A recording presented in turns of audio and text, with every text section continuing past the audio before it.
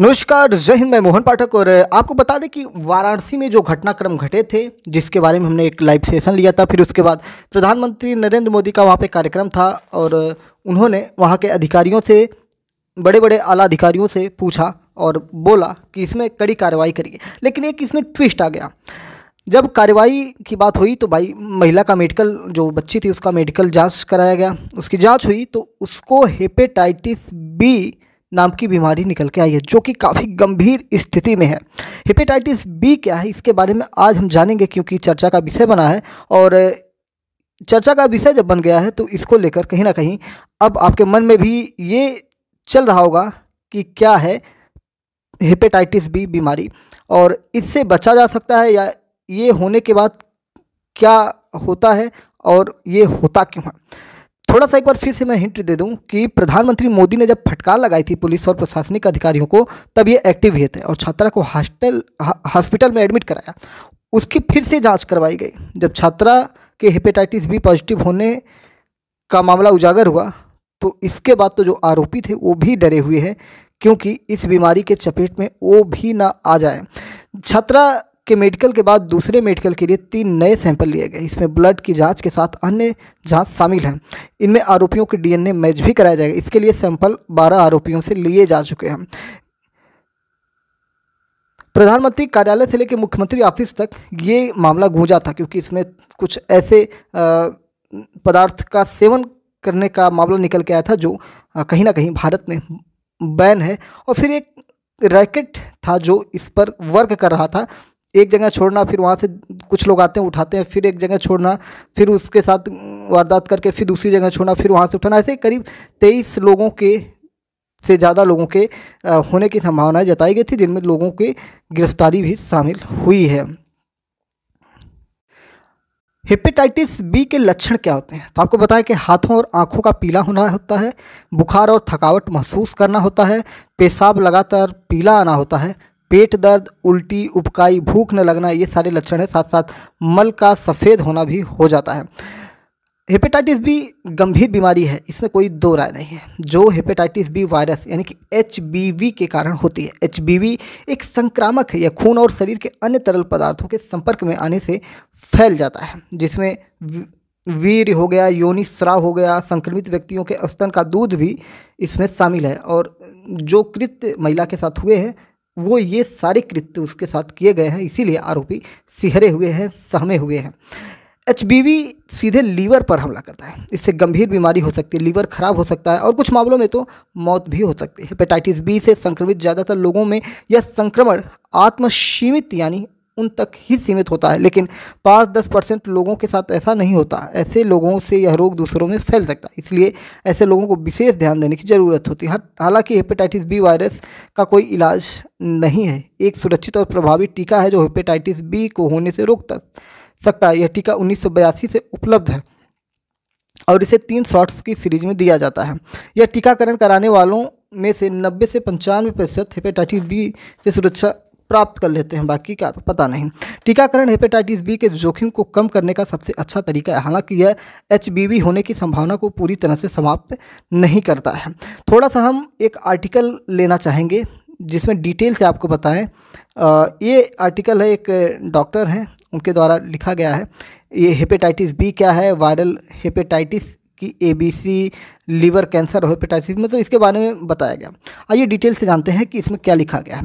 Hepatitis B संक्रमित रक्त या कुछ शारीरिक तरल पदार्थों के सीधे संपर्क के माध्यम से फैलता है। यह वायरस आमतौर पर संक्रमित गर्भवती महिला से बच्चे के जन्म के दौरान उसके बच्चे में फैलता है, जो माँ और बच्चे के बीच होने वाले रक्त के आदान प्रदान के कारण होता है। यह गैर बांझ चिकित्सा या दंत चिकित्सा उपकरण, असुरक्षित यौन संबंध या गैर बांझ सुइयों या रेजर, टूथब्रश, नाखून, कतरनी, शरीर के गहने जैसे व्यक्तिगत वस्तुओं को साझा करने से भी फैलता है। हेपेटाइटिस बी एक खामोश महामारी है, क्योंकि ज़्यादातर लोगों में नए संक्रमित होने या लंबे समय तक संक्रमित होने पर लक्षण नहीं दिखाई पड़ते हैं। इस प्रकार वे अनजाने में वायरस को दूसरों तक फैला सकते हैं और हेपेटाइटिस बी के खामोश प्रसार को जारी रख सकते हैं। जो लोग लंबे समय तक संक्रमित रहते हैं लेकिन उनमें कोई लक्षण नहीं दिखते, उनके लीवर को अभी भी चुपचाप नुकसान पहुंच रहा है, जो सिरोसिस या लीवर कैंसर जैसी गंभीर लीवर बीमारी में विकसित हो सकता है।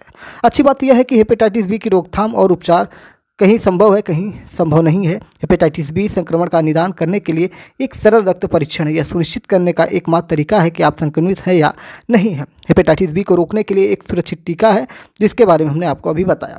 आपको बता दें, हेपेटाइटिस बी और आपका लीवर क्यों इससे परेशान होता है। लीवर इतना महत्वपूर्ण अंग है कि अगर यह पूरी तरह से बंद हो जाए तो हम केवल 1 या 2 दिन ही जीवित रह सकते हैं।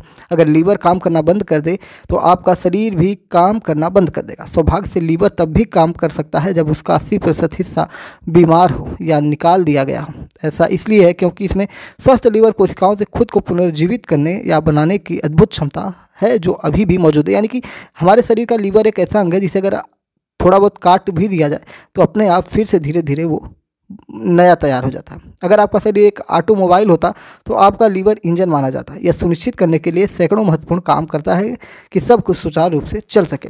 आपके शरीर को ऊर्जा देने में मदद करने के लिए विटामिन, शर्करा और लौह को संग्रहित करता है। कोलेस्ट्रॉल के उत्पादन और निष्कासन को नियंत्रित करता है। आपके रक्त से अपशिष्ट उत्पादों, दवाओं और अन्य जहरीले पदार्थों को साफ करता है। कटने या चोट लगने के बाद अत्यधिक रक्तस्राव को रोकने के लिए थक्के बनाने वाले कारक बनाता है। संक्रमण से लड़ने के लिए प्रतिरक्षा कारक उत्पन्न करता है और रक्त प्रवाह से बैक्टीरिया को हटाता है। भोजन को पचाने और महत्वपूर्ण पोषक तत्वों को अवशोषित करने में मदद करने के लिए पित्त नामक पदार्थ जारी करता है। हेपेटाइटिस बी शब्द का अर्थ वास्तव में यकृत की सूजन है। इस प्रकार हेपेटाइटिस बी का अर्थ है हेपेटाइटिस बी वायरस के कारण यकृत की सूजन। प्रारंभिक पहचान और उचित अनुवर्ती चिकित्सा देखभाल के साथ क्रोनिक हेपेटाइटिस बी संक्रमण से पीड़ित लोग लंबे और स्वस्थ जीवन का आनंद लेने की उम्मीद कर सकते हैं।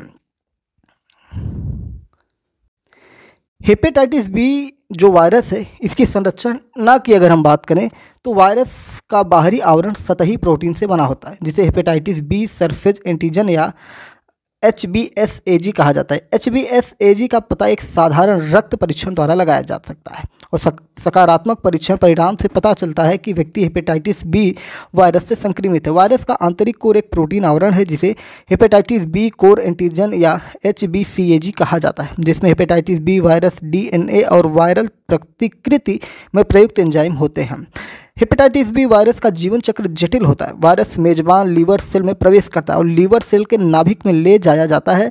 नाभिक के अंदर जाने के बाद वायरल DNA एक सहसंयोजक रूप से बंद गोलाकार DNA में बदल जाता है, जो वायरल प्रतिकृति के लिए एक टेम्पलेट के रूप में कार्य करता है। नया HBV वायरस पैक किया जाता है और लीवर सेल को छोड़ देता है। स्थिर वायरल CCC DNA नाभिक में रहता है, जहां यह मेजबान लीवर सेल के DNA में एकीकृत हो सकता है। साथ ही साथ नए हेपेटाइटिस बी वायरस का निर्माण जारी रख सकता है। हालांकि जीवन चक्र पूरी तरह से समझा नहीं गया है, लेकिन इस प्रतिकृत प्रक्रिया के कुछ हिस्से त्रुटिपूर्ण हैं जो हेपेटाइटिस बी वायरस के विभिन्न जीनोटाइप या जेनेटिक कोड के लिए जिम्मेदार होते हैं।